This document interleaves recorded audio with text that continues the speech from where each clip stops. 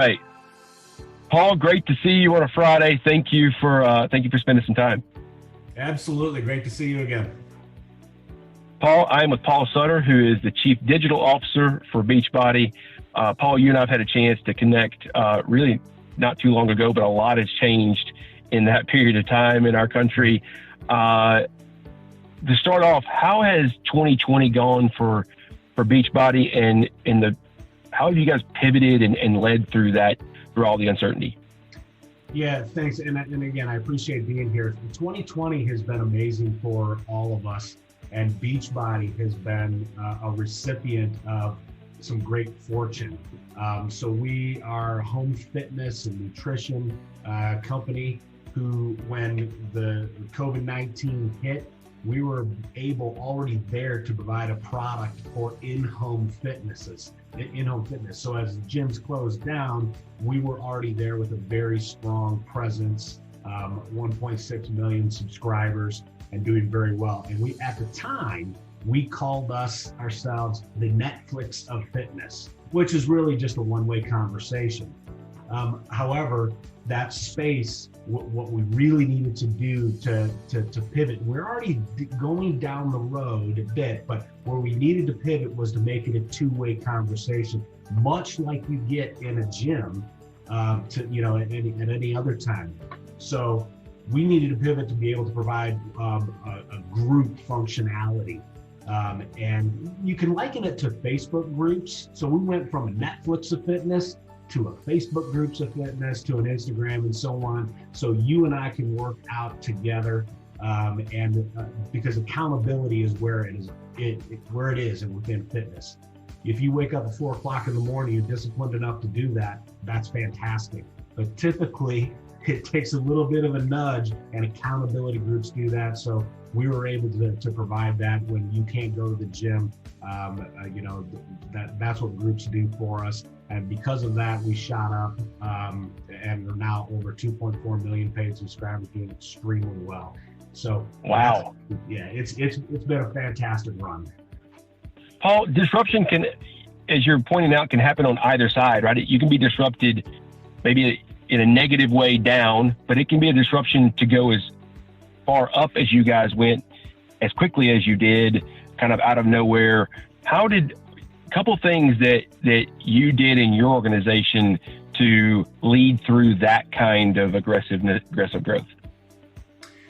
Yeah, well, you're right. As quickly as you can move up and get a number of new subscribers, the competition out there is amazing. Everybody had to respond in some way, shape, or form.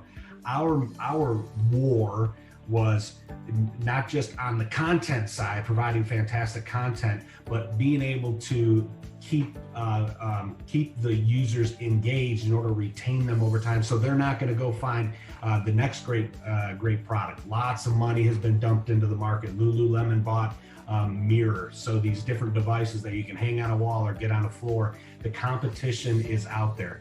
So what we wanted to be able to do is to be able to, as more folks were joining this particular market, was to gain that a much greater communication with our customers, establish the relationship, not just the content, but the relationship. And that's, deep analytics. What are they doing when they come inside of Beachbody On Demand? How can we tweak it in order to funnel more people into, say, a chat room, a Facebook type feed that keeps them engaged, keeps them coming back, even on days when they're not working. So we had to lift up that part of our product in order to keep everybody continuing to come back, or else they're going to wander and check out this other product that's been coming up, because many our competitors are doing a very good job. So it's about getting more, but then keeping them once they're there. You're one click away from competition in today's world, right? I mean, it's just right there, right? Absolutely. You are now, we all know that in 2019, the planning that we did was effectively gone come March in that space, right? How are you leading your company and group through planning for 2021? What are there a couple things maybe you're doing differently to help you guys make sure that you keep the momentum as you move into the new year? Yeah, ironically, we have a really good roadmap of product ideas and how we're going to bring those to fruition in next year. But there's two things that we're doing that we really need to be able to do well in 21. One is the idea that we were going to have this steady, continual ramp of technology. Led to me leading a group that had a certain mix of full-time and then contractors. And at some point, as most groups, you start to trail away the capital spending. No, we're ramping that up considerably. Now becomes the war of talent.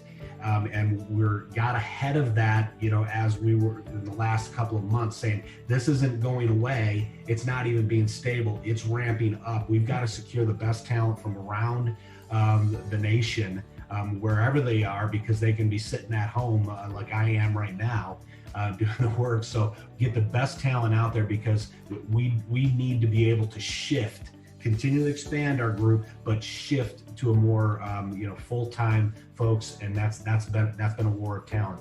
The other thing is this industry, home fitness, is poised for another war, which is of acquisition, merger and acquisition. There's going to be a lot of interesting bedfellows that are going to be made within the next year, and how are we going to integrate?